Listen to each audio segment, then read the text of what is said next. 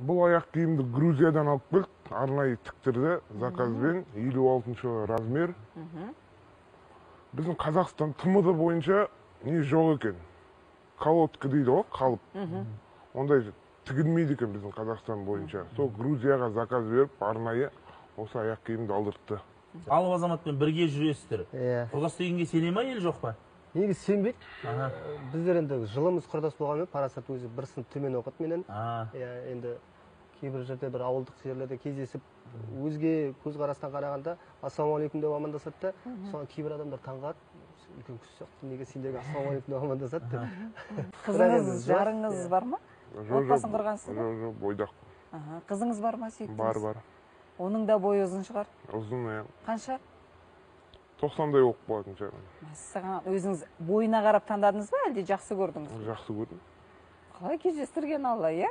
Енді денсаулығыңызда бір ақау бар ма, жалпы?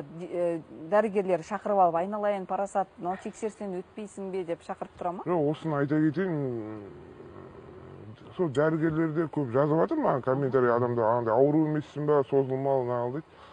Жоқ, ондай мен тұқымым өзім ерекше, әкем ірі болған, аяқтары үлкен, әжемде ірі болған айтып жатырмын ба, ондай ауру негізі қазақтар бұрын алып тұлғалы болған деп айтып жатады ғой, өте ұзын болған, көздері көкшіл болған деп айтып жатады.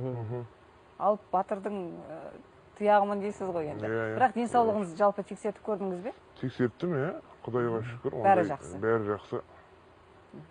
Тағам жеген кезде қалай жейсіз? Бір қойдың етін өзіңіз жейсіз бе, жемейсіз бе? Жемеймін, бірақ жақсы аппетит. Мощный дейді ғой, тартады. Иә, бәрекелді енді. Осындай алып азаматтардың бар екеніне де қуанамыз. Мен қызығып сауалдарымды қойып жатырмын. Иә, осылай бізді қуантып жүре беріңіздер. Жаңа Әйгерім айтып жатыр ғой, енді бұрынғының қазағы деп, расымен сол кісілердің батырлардың ұстаған найзасын, қолданған қылышын, киген сауытын көрсең, қазір біздің енді 3-4-еумізді қосты соған келе ме көтеріп жүруге, келмей ме деп ойланып қаласың.